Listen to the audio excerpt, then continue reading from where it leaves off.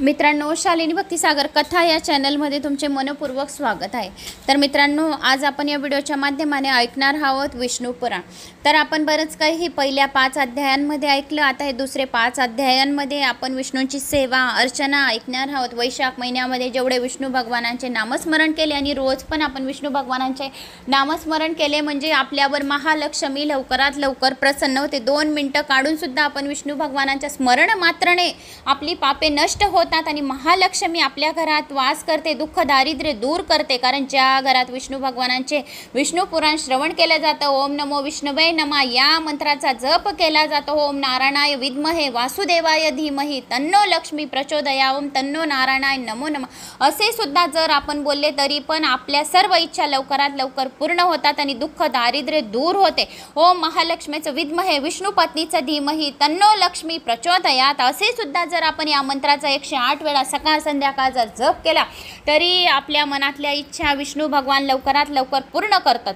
तर आता आपण या व्हिडिओला सुरुवात करणार आहोत विष्णू पुराणाला। श्री गणेशाय नमो नमः। कोणी चॅनलला नवीन आलं असेल तर लाल बटन सबस्क्राइब करा, ऑलवर क्लिक करा, जास्तीत जास्त जणांना शेअर करा।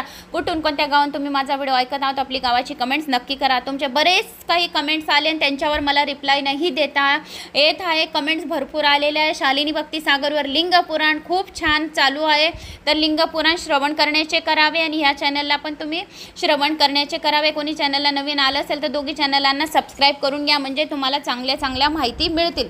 तर आता आपण विष्णू पुराणाला श्रवण करूया। श्री गणेशाय नमो नमः। भिन्न भिन्न सृष्टी। मैत्रियांनी विचारले, देव ऋषी पित्तर दानव मनुष्य तीर्थक वृक्ष तसेच जमीन पाणी आकाश यामध्ये संचार करणाऱ्या प्राण्यांची रचना ब्रह्मदेवाने कशी केली।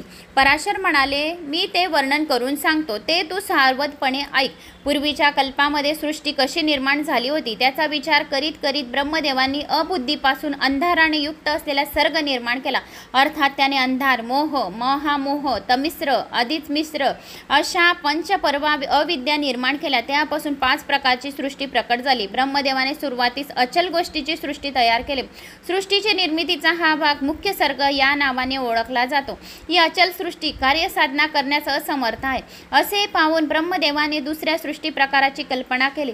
हा भाग तिर्यक स्रोता या नावाने ओळखला जातो। या तिर्यक जीव निर्माण झाले। ब्रह्मदेवाने त्यानंतर देवसर्गामध्ये सात्विक जीव निर्माण केले। ही रचना कार्यक्षम झाली आहे असे पाहून त्यास समाधान झाले। त्याप्रमाणेच त्यांनी मायेने मनुष्याची रचना केली। मनुष्य प्राण्यांमध्ये तम व रज गुणांचा उद्रेक प्रामुख्याने होत होता, त्यामुळेच ते दुःखी होते। 5 वैकृत आणि 3 प्राकृत सर्ग आहेत। अशा प्रकारे 8 सर्ग असून सनत कुमारांचा सर्ग 9वा आहे। हे सर्व सर्ग म्हणजे जगाचा मूल हेतू आहे। देव असुर पित्तर व मानव या 4 प्रकारच्या प्रजेची रचना करण्यासाठी ब्रह्मदेव आपल्या शरीराची योजना करतात। त्यांच्या ध्यानाने ती प्रजा उत्पन्न होते म्हणून ती मानस प्रजा होय। अशा प्रकारे सृष्टी उत्पन्न करण्याची इच्छा प्रजापतीने केल्यावर त्याच्यामध्ये तमोगुणाचे प्राबल्य झाले, त्यामुळे त्यांच्या जांगेतून असुर उत्पन्न झाले। त्यानंतर त्यांनी तमोगुणाचा त्याग केला, त्यातूनच रात्र निर्माण झाली, त्यातूनच सत्वगुणाचे प्रारब्ध झाले। तेव्हा त्यांच्या मुखातून सत्वगुणाने युक्त देव निर्माण झाले। जेव्हा त्यांना सत्वगुणाचा त्याग केला तेव्हा तो दिवस बनला, म्हणून रात्री असुरांचा प्रभाव आणि दिवसा देवांचा प्रभाव वाढलेला असतो। नंतर ब्रह्मदेवाने सत्मात्रात्मक नवा देह धारण करून आपल्या बगलेतून पितरांना निर्माण केले आणि तो देहही त्याग केला। त्यापासून संध्याकाळ निर्माण झाली। आता त्यांना रजोगुणाने युक्त नवा देह धारण केला, त्यापासून मानव निर्माण झाले। त्याने या देहाचा त्याग केल्यावर त्यांचे चांदणे बनले। हे मैत्रिया, म्हणूनच संध्याकाळी प्रांतकाळी पित्तर प्रबल असतात। अशा रीतीने 3 गुणांच्या आश्रयाने ज्योत्स्ना रात्री दिवस संध्या ही 4ही स्वरूप ब्रह्मदेवाचे शरीर होय। त्यावेळेनंतर नवीन देह धारण करून ब्रह्मदेवाला भूक व रोगाने ग्रासले। त्यांनी कुरूप दाढी व केस वाढवलेले प्राणी निर्माण केले। तेव्हा ते त्यालाच खायला धावून आले। रक्षात असे प्रभू उद्गारले, त्यामुळे ह्या प्राण्यांचे नाव राक्षस असे पडले। त्यांनी त्यांची प्रवृत्ती इतर प्राण्यांना खाण्याची झाली। त्यापासून प्रभूंचे रक्षण करावयास जे प्राणी निर्माण झाले त्यांनी यक्ष असे नाव पडले। या घटनेच्या वेळीस प्रभूच्या डोक्यावरचे केस गळून खाली पडले आणि तेच पुन्हा त्याच्या डोक्यावर चढले। अशा प्रकारे जे सरपटलेले ते सर्प निर्माण झाले। भुर्या रंगाचे उग्र स्वभावाचे मांसाहारी अशा शरीरापासून गंधर्व उत्पन्न झाले। ते गो म्हणजे वाक्य व गीताचे धयन म्हणजेच उच्चारण व गायन करीत जन्मले, म्हणून त्यांना गंधर्व हे नाव पडले. अशा प्रकारे ब्रह्मदेवाने सृजन शक्तीने प्रेरित होऊन पक्षी, बकरे, गायी, घोडी, हत्ती, हरणी, उंट अशा अनेक प्राण्यांची प्रजा निर्माण केली. त्यांच्यापासून रोमांमधून वनस्पती निर्माण झाल्या. अशा प्रकारे रानटी प्राणी, जलचर, मानासलेले म्हणजे ग्राम्य पशु ब्रह्मदेवांनी निर्माण केले. त्यानंतर त्यांनी ऋग्वेद, गायत्री, त्रिवृत्तस्तोम, रत्नंतर, अग्निष्टोम, यजुर्वेद, पंचदक्ष, त्रिष्टुम, छंदस्तोम, तृहस्ताम, उक्त आपल्या तोंडातून निर्माण केले. तसेच सामदेव, 17 जगती, छंदस्तोम, वैरूप, अधिरात्री याची रचना पश्चिम मुखातून केली. उत्तर मुखातून अनुष्टुम, छंदस्तोम, अथर्ववेद, स्तोम, संस्था, वैरा सृष्टी निर्माण केली. अशा प्रकारे प्रजापतीने आपल्या शरीरातून अनेक सृष्टी निर्माण केल्या. अशा प्रकारे प्रजापतीने आपल्या शरीरातून अनेक लहान मोठ्या सजीवांची निर्मिती केली. स्थावर व जंगम जग रचले. लहान मोठ्या सजीवांची निर्मिती केली. स्थावर व जंगम जग रचले. नित्य अनित्य रचना केली. पूर्वीच्या सृष्टीच्या जशी ज्यांनी कर्म केली होती तशी फळे त्यांना मिळू लागली आणि जशी त्या जीवांना हिंसा, अहिंसा, कोमल, कठोर, सत्य, असत्य असे भाव प्राप्त होऊ लागले आणि त्यातच ते गुरफटू लागले. त्या सर्व सजीवांच्या उपजीविकेसाठी विधात्याने योजना निर्माण करून ठेवल्या. त्यांची कार्य ठरवून दिली. ऋतू बदलल्यानंतर जशी नवीन ऋतूची चिन्हे दिसू लागतात त्याचप्रमाणे नवीन युग सुरू झाल्यावर तरतरचे प्राणी मात्र दिसू लागतात. निर्मितीच्या शक्तीने युक्त होऊन ब्रह्मदेव त्यांची निर्मिती अशा प्रकारे करतात. 4 वर्ण निर्मिती. मैत्री म्हणाले, माणसांना उत्पन्न केल्यानंतर त्यांना कोणत्या गुणांनी युक्त करून ब्रह्मदेवाने वर्णाची रचना केली. पराशर म्हणाले, ब्रह्मदेवाच्या तोंडातून सर्वप्रथम सत्वगुणाने युक्त प्राण्याची जन्म घेतला. त्याच्या छातीपासून रजोगुणाने युक्त प्रजा निर्माण झाली आणि त्याच्या पायापासून तमप्रधान प्राणी जन्मले. हे सर्व मिळून 4 वर्ण बनले. त्यांचे मुख, छाती, पोट आणि पाय यापासून ब्राह्मण, क्षत्रिय, वैश्य, शूद्र असे वर्ण बनले. त्याने यज्ञाने सदित होऊन गेले होते. अशा प्रकारचे यज्ञ आपल्या धर्माशी संलग्न आचरण करणाऱ्या आणि चांगल्या मार्गाने जाणाऱ्या माणसामुळेच फलदायी होतात. अशा प्रकारे ब्रह्मदेवाने जी 4 वर्णांची रचना केली होती ती शुद्ध आचरणाने संपन्न, बाधाविरहित कार्य करणाऱ्याने प्रजेची रचना होती. कारण शुद्ध व मन, अंतकरण यामध्ये भगवंत असलेले शुद्ध ज्ञान निर्माण होते. भगवंताच्या कालस्वरूप अंशामुळे या प्रजेत अधर्म घडतो. त्यांच्या त्या तमोमय लोभामुळे थोडे थोडे करून मोठा भयंकर पापाचा साठा होतो. त्यामुळेच त्यांच्या कार्यामध्ये सहज फळ मिळत नाही. सिद्धी क्षीण होतात. ते नाना प्रकारच्या दुःखांनी दुःखी होता. त्यामुळेच त्या माणसांनी झाडे, डोंगर यावर प्राण्यांच्या जवळ निवारा शोधला. नंतर कृत्रिम किल्ले, शहरे आदी रचले. अशा प्रकारे आपल्या रक्षणाची योजना त्यांनी केली. तसेच शेती, हस्तकला अशा उदरनिर्वाहाच्या गोष्टी शोधून काढल्या. हे महामते मैत्री, ज्याच्या अंतकरणात या कालरूप पापबिंदूची वाढ होते आणि जे यज्ञाकडे लक्ष देत नाही ते दुरात्मा अतिशय कुटील मानले जातात. प्रजापतीने अशा प्रकारे निरनिराळ्या प्रकारच्या लोकांची निरनिराळ्या कार्यात योजना केली. त्यांनी सर्व वर्ण आश्रमांना धार्मिक आचरण करण्याचा उपदेश केला. त्यांच्या कर्तव्याचे निरूपण केले. चांगल्या लोकांसाठी त्यांनी चांगले स्थाने व वाईट लोकांसाठी नरकादी वाईट स्थाने योजून ठेवली. पराशर म्हणाले, त्यानंतर प्रजापतीने ध्यान केले. त्यामुळे त्यांच्या देहातून शरीर व इंद्रियांनी युक्त मानस प्रजा निर्माण झाली. त्यांची मानस प्रजा वाढू शकली नाही. तेव्हा त्यांनी आपल्यासारखे मानसपुत्र निर्माण केले. भृगु, पुलस्ती, क्रतू, अंगुरा, मरीची, दक्ष, अत्री, वसिष्ठी मानसपुत्र होय. पुराणात तर या 9 जणांना ब्रह्मदेव म्हटले गेले आहेत. त्यांना ख्याती, सती, भूमी, संबुती, क्षमा, प्रीती, ऊर्जा, अनुसया तसेच प्रसूती या 9 कन्या उत्पन्न केल्या आणि त्या मानसपुत्रांना दिल्या. पण ते संसार कार्य व संतलीला जन्म देणे यामध्ये उदासीन होते. ते पाहून ब्रह्मदेवाला 3 लोकांचे भस्म निर्माण करणे एवढा क्रोध झाला. या क्रोधातून निर्माण झालेल्या ज्वालांच्या मलिकेमुळे सर्व विश्व प्रकाशमान झाले. यावेळी या क्रोधातून आणि त्यांच्या वाकड्या भुवातून अत्यंत तेजस्वी, महाभयंकर, प्रचंड असा रुद्र निर्माण झाला. त्यांचा अर्धा देह नररूपी, अर्धा नारीरूपी होता. ब्रह्मदेवाने त्याला त्याचे शरीर विभुक्त करण्यास सांगितले आणि ते अंतर्धान झाले. तेव्हा त्या रुद्राने आपल्या शरीराची स्त्री व पुरुष असे भाग विभागले आणि नंतर त्यांनी प्रत्येकी 11 भाग करून स्त्री देहाने त्यांना सौम्य, क्रूर, शांत, अशांत, श्यामल, गोर असे भिन्न भिन्न भाग केले होते. आता ब्रह्मदेवाने स्वयंभू नावाच्या आपल्या मानसपुत्राला पहिला मनु बनवले. त्याच्याकडे प्रजापालनाचे कार्य त्याने दिले. शतरूपा नावाच्या नारीने स्वयंभू मनूपासून 2 पुत्रांना जन्म दिला. ते प्रियवत आणि उत्तानपाद होते. तशाच प्रकारे आकृती, प्रसूती या 2 कन्याही निर्माण केल्या. प्रस्तुतीचा विवाह दक्ष प्रजापतीशी, आकृतीचा विवाह रुची प्रजापतीशी झाला. रुचीला यज्ञ दक्षना नावाचे जुळे झाले. यज्ञ व दक्षना दोघांचा विवाह झाला. त्यांना 12 पुत्र याम या नावाने प्रसिद्ध झाले. दक्ष प्रजापतीने प्रसूतीच्या पोटी 24 मुलींना जन्म दिला. त्यांची नावे अशी: श्रद्धा, लक्ष्मी, धृती, तुष्टी, मेधा, पुष्टी, क्रिया, बुद्धी, लज्जा, वृष्टी, वधू, शांती, सिद्धकीर्ती, ख्याती, सती, संभूती, समृद्धी, प्रीती, क्षमा, संतती, अनुसया, ऊर्जा, स्वदा ही होत.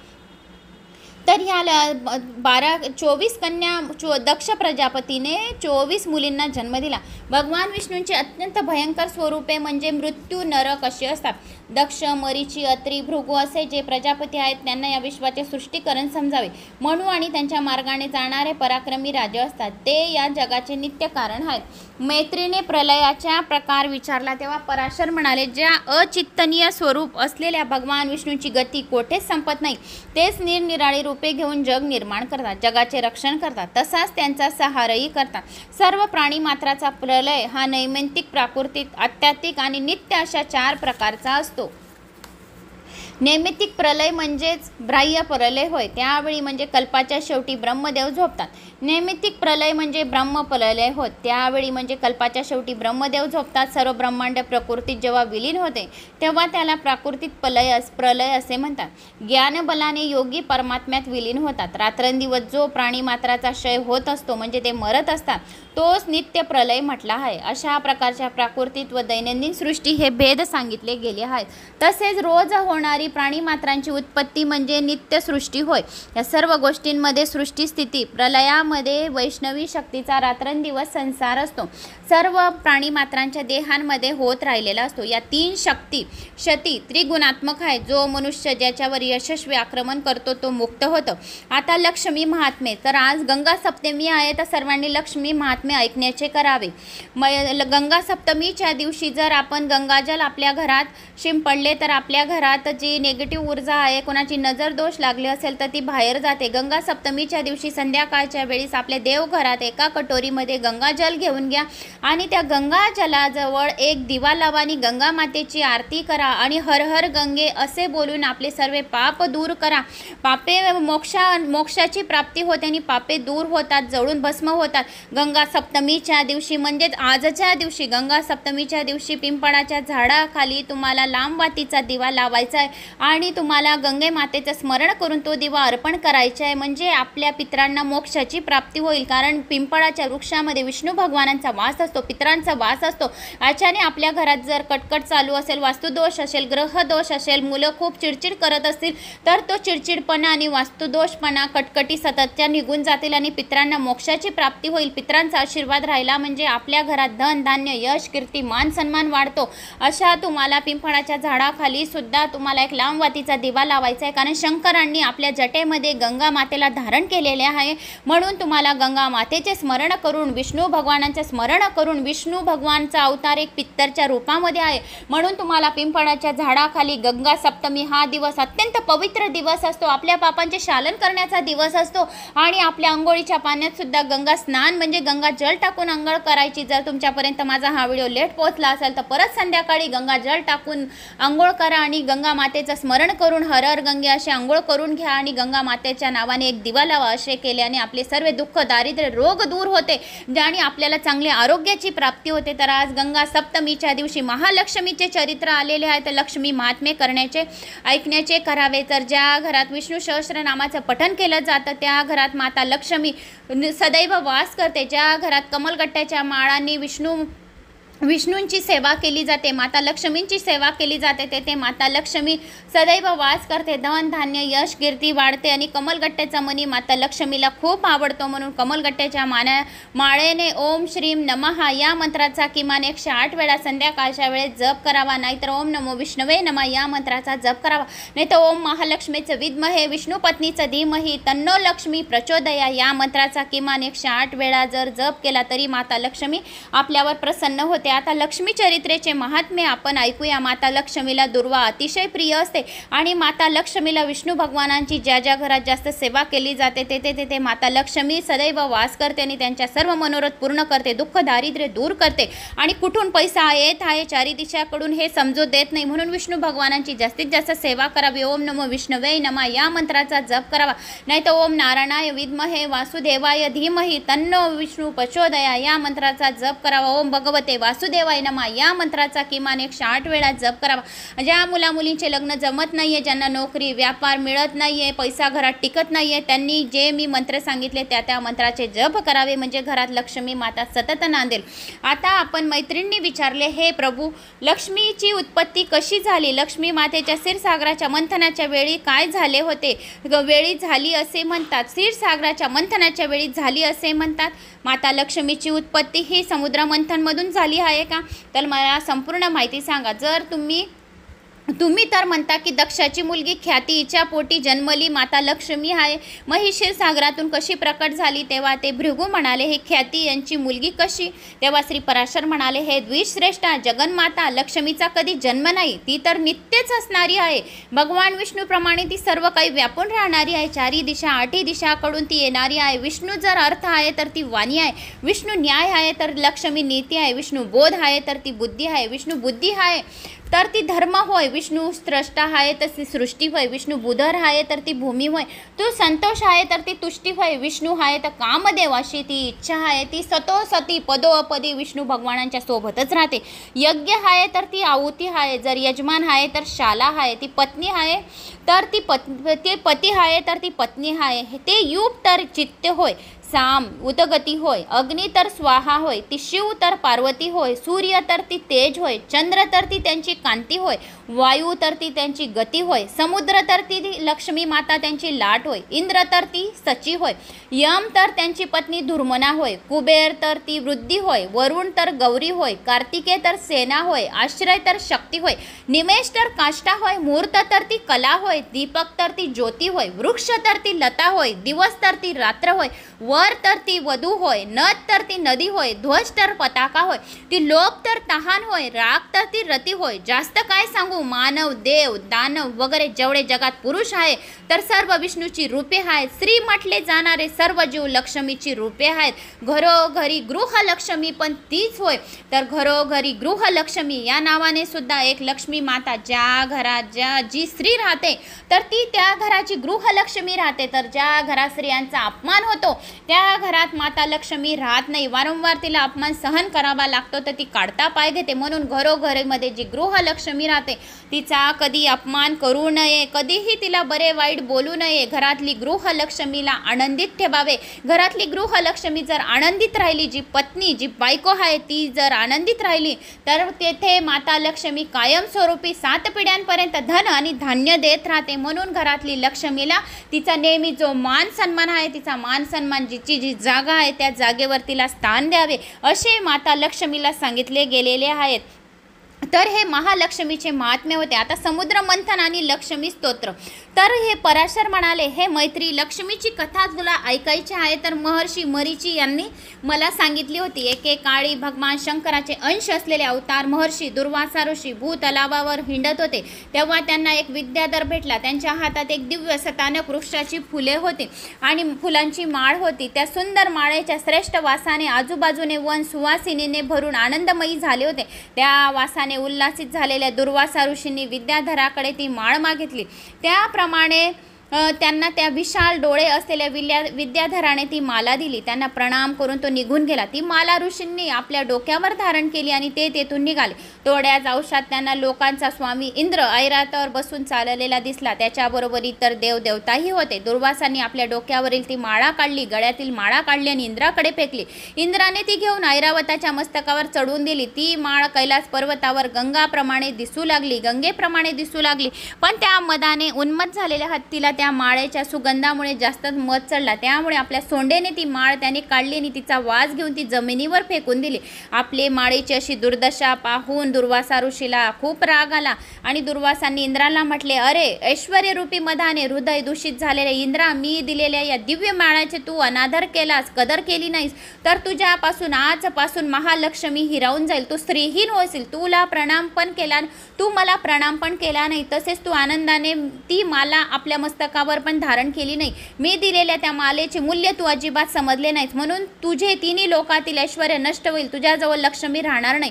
हे ऐकून इंद्र लगेच ऐरावतून खाली उतरला आणि त्यांनी नमस्कार केला, त्यांची स्तुती केली. तेव्हा दुर्वासा म्हणाले, मी अजिबात कृपाळू होणार नाही, माझा अंतःकरण क्षमेला थारा सुद्धा लागणार नाही. गौतम वसिष्ठ अशी ऋषींनी उगाच प्रशंसा केली आणि मग त्यामुळे तुला अहंकार जडलाय, तेव्हा आता तू विनयाने ढोंग करू नकोस असे म्हणून रागावलेले दुर्वासा तेथून निघून गेले. इंद्र देखील ऐरावतावर बसून अमरावतीस गेला. त्यानंतर इंद्राच्या तिन्ही लोकांमध्ये वृक्ष लता वाळून गेला, सर्व जग संपत्ती रहित झाले. यज्ञ होईना, तपस्व्यांना तप, दात्यांनी दान करणे सोडले, सर्व लोक लोभी बनले, सर्व सत्वहीन बनले, तुच्छ पदार्थांची इच्छा करू लागले.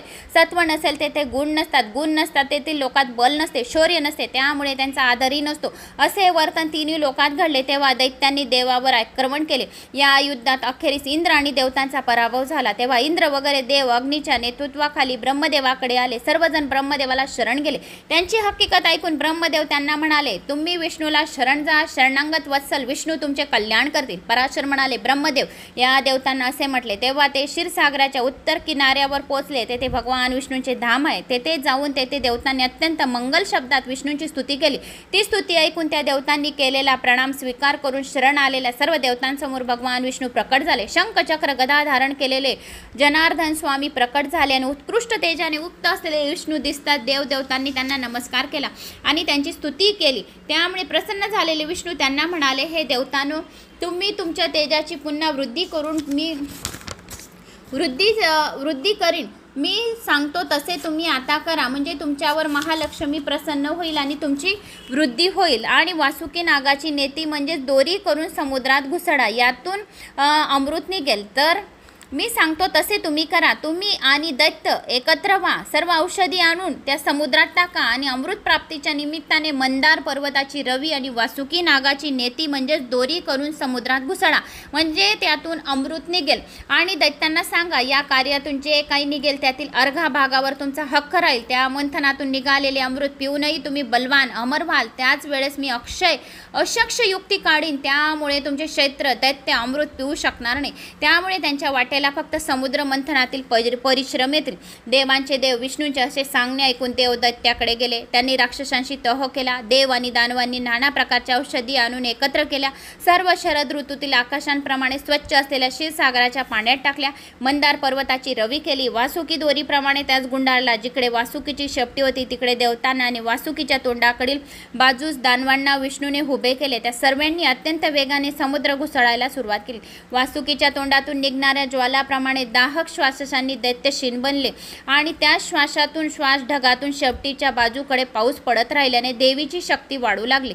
भगवंत विष्णूने क्षीरसागरात फिरणाऱ्या मंदार पर्वताला उचलून धरण्याष्टक्ष कासवाचे रूप घेतले.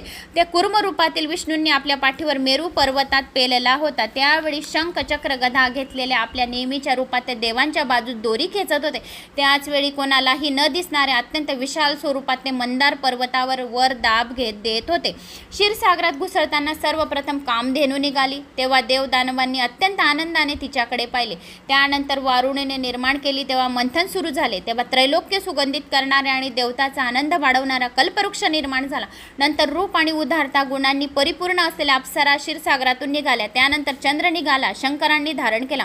नंतर निघालेले विष नागांनी ग्रहण केले. त्यानंतर पांढरे कपडे निघाले, विष हे विष्णूंनी ग्रहण केले. प्रदोष कालामध्ये क्षीरसागरातून ज्यावेळेस समुद्र मंथनामधून निघाले, प्रदोष कालामध्ये विष निघाले, तर सर्व देव आणि दानवांनी शंकरांना प्रार्थना केली आणि त्यावेळेस हलाहल विष हे शंकरांनी ग्रहण केले आणि त्यांचा कंठ निळा झाला, म्हणून त्यांना निळकंठ असे नाव प्रसिद्ध झाले. आणि जो कोणी प्रदोष कालामध्ये शिवशंभूची पूजा करतो त्यांचे दुःख दारिद्र्य दूर होऊन शिवशंभूची कृपा होते, म्हणून प्रदोष कालाला एवढं महत्त्व आहे. प्रदोष काल हा सूर्यास्त नंतरचा 4:30 सूर्यास्त नंतर म्हणजेच 4:30 नंतर 6:30 पर्यंत हा प्रदोष काल राहतो. तो प्रदोष काल म्हणजे सूर्यास्तानंतर 45 मिनिट पहिले आणि 45 मिनिट बादमध्ये हा सूर्यास्त प्रदोष काल असतो.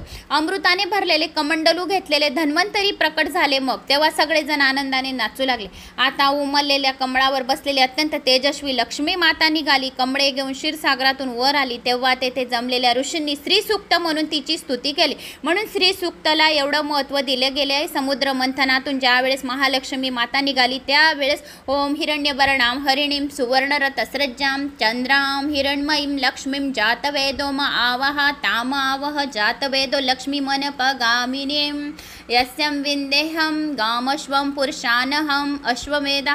हे श्रीसूक्त जे आहे हे श्रीसूक्त हे देवांनी सर्वांनी लक्ष्मी मातेसमोर म्हटले. ओम श्रीम नमः या मंत्राचा जप केला. ओम कमलवासिनीय स्वाहा या मंत्राचा जप केला. ओम ह्रीं श्रीं ऐं कमलवासिनीये स्वाहा या मंत्राचा जो कोणी 108 वेळा 1008 वेळा त्याचे कसलेही 7 जन्माचे दुःख दारिद्र्य दूरच होते. या मंत्राने हा मंत्र कुबेराने सुद्धा जपलेला होता.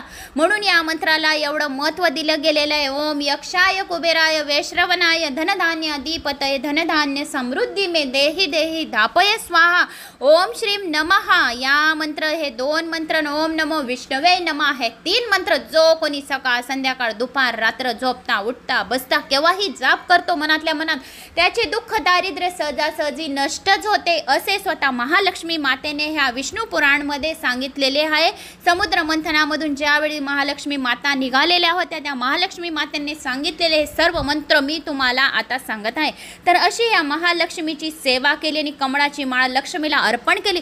जो कोणी कमळाची फुलांची 108 वेळांची माळ जो कोणी लक्ष्मी मातेला अर्पण करतो त्याच्यावर महालक्ष्मीची कृपा राहते. विश्वकर्माने तिच्या अंगावर दागिने चढवले. अशा प्रकारे दिव्य वस्त्र व दागिने घातलेली ती महालक्ष्मी भगवान विष्णूच्या हृदय कमलावर स्थिर झाली. तिच्या या सृष्टिक्षेपाने सर्व देवगणांना अतिशय आनंद प्राप्त झाला. लक्ष्मी देव पक्षात गेलेली पाहून उद्यम झालेली दैत्यांनी धन्वंतरीच्या हातातील अमृतांचे कमंडलू हिसकावून घेतले आणि ते पाहून विष्णूने स्त्रीरूप धारण केले आणि आपल्या मायेची मोहिनी टाकून मोहिनी रूपी विष्णूने ते कमंडलू मिळवले. देवतांनी ते कमंडलू त्याने आणून दिले. इंद्रादी देवतांनी ते अमृत पिले. त्यामुळे अत्यंत रागावून जाऊन राक्षसांनी आपापली शस्त्रे परजून देवावर आक्रमण केले. अमृत पिऊन बलवान झालेल्या देवतांनी त्यांचा पराभव केला. काही राक्षस मेले व तर काही पळून गेले. शंख चक्र गदाधारी विष्णूला प्रणाम करून सर्व देव आनंदाने तेथून निघून गेले. इंद्र पुन्हा स्वर्गाचे राज्य करू लागला. सूर्य तारे आपापल्या मार्गाने चालू लागले. अग्नी प्रज्वलित होऊ लागले आणि प्राणी मात्र धार्मिक बनले. त्रैलोक्याला ऐश्वर्य मिळाले. इंद्राने स्वर्गाचा राज्याभिषेक करून घेतला आणि त्याने लक्ष्मीची स्तुती केली. तो म्हणाला, हे लक्ष्मी तू सर्व विश्वांची माता आहे. उमललेल्या कमलासारखे तुझे डोळे आहेत. तू विष्णूच्या हृदयावर विराजमान झालेली आहे. तुला माझा नमस्कार असो. आणि लक्ष्मी अष्टक म्हणून तिची स्तुती केली. नमस्तुते महामाये श्रीपीठे सुरपूजिते शंखचक्र गदा असते महालक्ष्मी नमस्तुते. असे जे अष्टक येते ते लक्ष्मी अष्टक म्हणून त्यांची स्तुती केली आणि ती कमळातून जन्मलेली असून तू कमळातच राहते म्हणून लक्ष्मी अष्टक श्री सूक्त आणि जे 3 मंत्र मी तुम्हाला सांगितले यांना एवढं महत्त्व दिलं गेलेले आहे. तसेच तुझ्या हातातही कमळ शोभून दिसत आहे. कमळांच्या पाकळ्यांसारखे तुझे डोळे आहेत.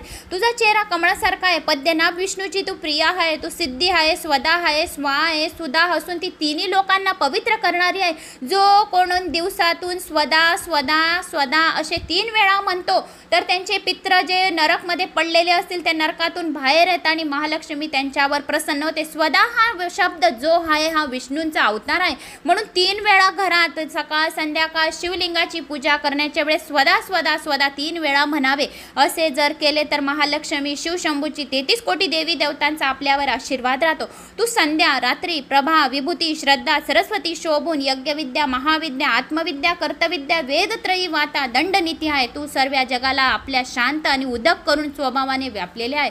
हे देवी तू आमचा त्याग करून निघून गेली होतीस तेव्हा हे त्रैलोक्य नष्ट झाले होते. तू आता आम्हाला पुनर्जीवन दिले आहे.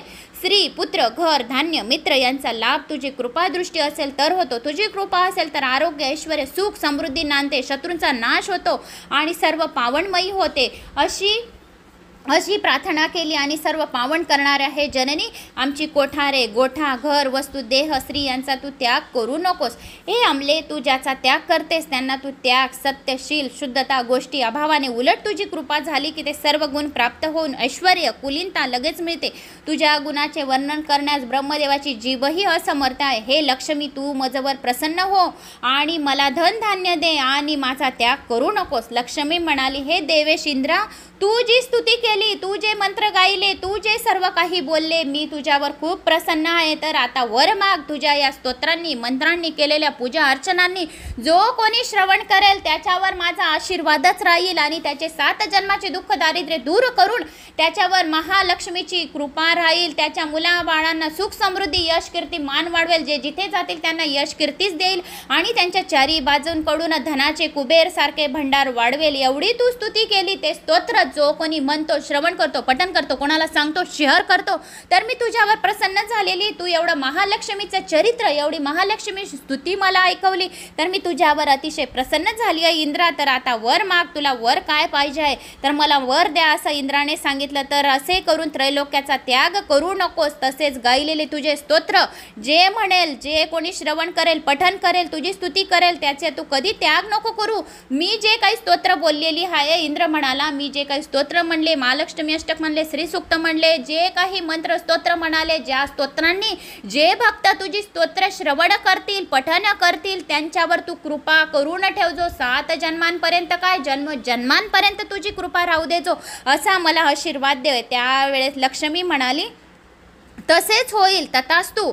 त्यावेळेस लक्ष्मी म्हणाली, इंद्रा तू चिंता करू नको. दे तू स्तोत्र म्हटले आणि त्या स्तोत्रांनी तुझे कोणी भक्ती भावनेने श्रवण, चिंतन, पठण करेल, कोणाला शेअर करेल, तरी सुद्धा मी त्या भक्तांवर कृपा करेल आणि त्याची जन्मोजन्मांतरची दरिद्रता दूर करेल आणि त्याला मोक्षाची प्राप्ती देईल आणि माझ्या जवळ त्याचं कायम स्थान राहील. कुबेरचा भंडार त्याच्या घरी भरलेला राहील.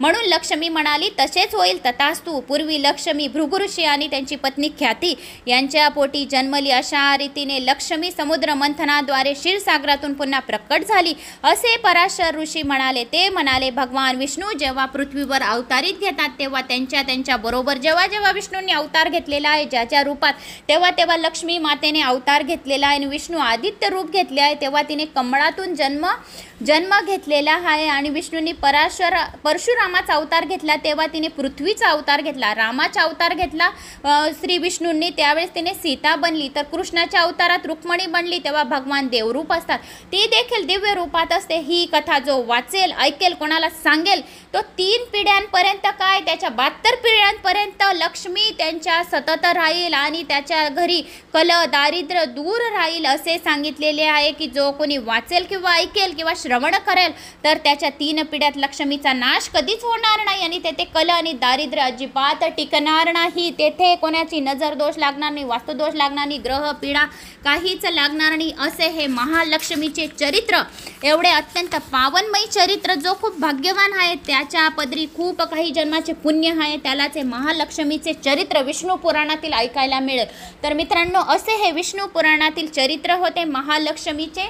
तर मित्रांनो, मला अशी आशा आहे तुम्हाला माझा हा व्हिडिओ आवडल्यास एक लाईक करा, कमेंट्समध्ये जय महालक्ष्मी माता नक्की करा. जो महालक्ष्मी माता करेल, गावाचं नाव सोडून त्यांच्यावर महालक्ष्मीची कृपा होईल, गावाचे नाव पण करा आणि महालक्ष्मी मातेची कृपा होण्यासाठी जय महालक्ष्मी माता नक्की करा. म्हणजे आपल्या हृदयात महालक्ष्मी माता कायमस्वरूपी कायम वास्तव्य राहील. जशी विष्णू भगवानांच्या हृदयामध्ये श्रीचं वास्तव्य आहे तसे आपल्या हृदयामध्ये बी श्रीचं वास्तव्य असला पाहिजे. म्हणून महालक्ष्मी मातेसाठी कमेंट्स, लाईक, सबस्क्राईब नक्की करा. तर मित्रांनो, मला अशी आशा आहे की तुम्हाला माझा हा व्हिडिओ जास्तीत जास्त आवडला असेल. लक्ष्मी कोणाला नको हवे, तुमच्यांपासून तर माझ्यांपासून सर्वांना लक्ष्मी हवी असते. म्हणून महालक्ष्मी पाहिजे असेल त्यांनी कमेंट्समध्ये जय महालक्ष्मी नक्की करा. तर मित्रांनो, मला असं वाटत होतं की मी 10-15 मिनिटांचाच व्हिडिओ करायचा होता, कारण लिंगपुराण फक्त 15 मिनिटाचा केला तर विष्णुपुराण पण 15 मिनिटाचंच करेल वेळ नसल्यामुळे. तर जर कथा पूर्ण आली, पण मला कथा संपूर्ण तुम्हाला सांगणं भाग होतं, कारण की पॅरेग्राफ कथाचा, महालक्ष्मी चरित्राचा, महालक्ष्मी स्तुतीचा आणि जे दुर्वासा ऋषींनी इंद्राला जो श्राप दिला, ती संपूर्ण कथा तुमच्या ध्यानात येण्यासाठी मला थोडा लॉंग कथा करावी लागली. वेळ कमी असल्या कारणाने सुद्धा मी लॉंग कथा केली. तर माझ्या या कथासाठी तुम्ही माझा आत्मविश्वास वाढवण्यासाठी कमेंट्स नक्की करा. जय महालक्ष्मी. तुमच्या माझ्यावर कृपा असावी. जय महालक्ष्मी.